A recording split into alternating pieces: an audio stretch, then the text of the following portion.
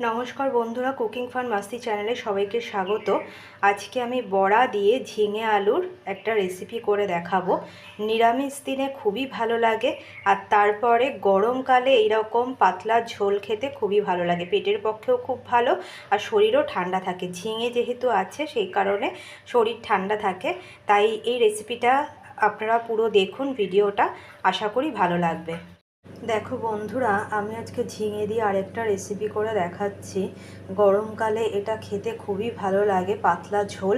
তো এখানে দেখো ডুমো ডুমো করে ছোটো ছোটো করে একদম আলুগুলোকে কেটে নিয়েছি যাতে তাড়াতাড়ি সেদ্ধ হয়ে যায়।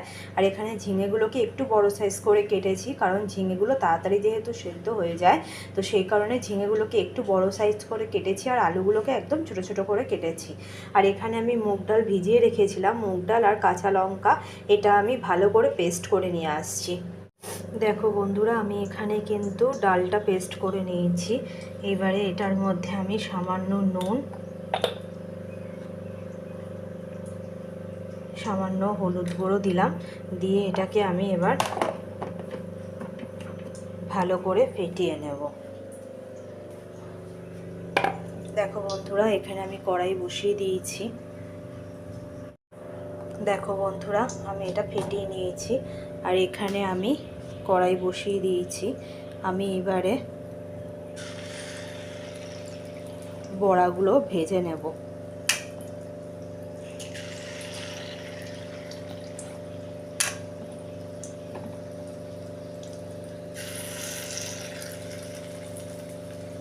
বড়াগুলো ভেজে নিয়ে আসছি। দেখো বন্ধুরা, আমার বড়াটা ভাজা হয়ে গেছে। এখানে তেল আছে, এই তেলের মধ্যে আমি কালো জিরে,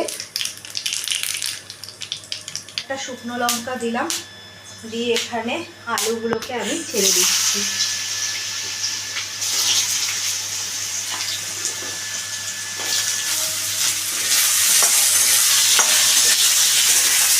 এখানে আলু ঝিঙা সবকটাই আমি দিয়ে দিচ্ছি। দিয়ে স্বাদ মতো নুন দিয়ে দিলাম,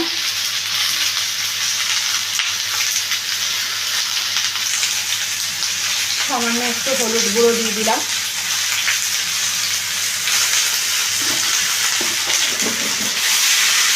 এবার এটাকে আমি ভালো করে একটু ভেজে নেব। দেখো বন্ধুরা, ঝিঙে আর আলুটা কিন্তু আমার ভাজা হয়ে গেছে।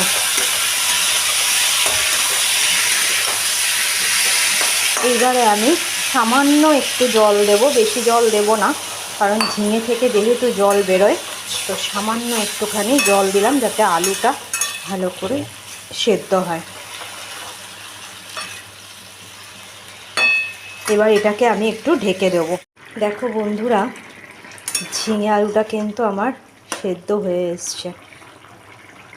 দেখো, এইবারে আমি এখানে যে বড়াগুলো আমি করে রেখেছিলাম, এই বড়াগুলোকে আমি দিয়ে দিলাম। দিয়ে আবারও একটু আমি ভালো করে এটা মিশিয়ে নিচ্ছি। 5 মিনিটের মতো আমি আর একটু ঢাকা দিয়ে রাখবো। দেখো বন্ধুরা, এই রেসিপিটা কিন্তু আমার ঝিঙে দিয়ে আলু দিয়ে বড়ার ঝোল আমার অলমোস্ট কমপ্লিট হয়ে গেছে। এইবার আমি এইটাতে একটু ওপর দিয়ে সামান্য একটু চিনি দিয়ে দিলাম। নিরামিষ তরকারিতে একটু চিনি না হলে তো ভালো লাগে না, তো সেই জন্য আমি একটু সামান্য চিনি দিয়ে দিলাম। এবারে এটাকে আমি নামিয়ে দেব।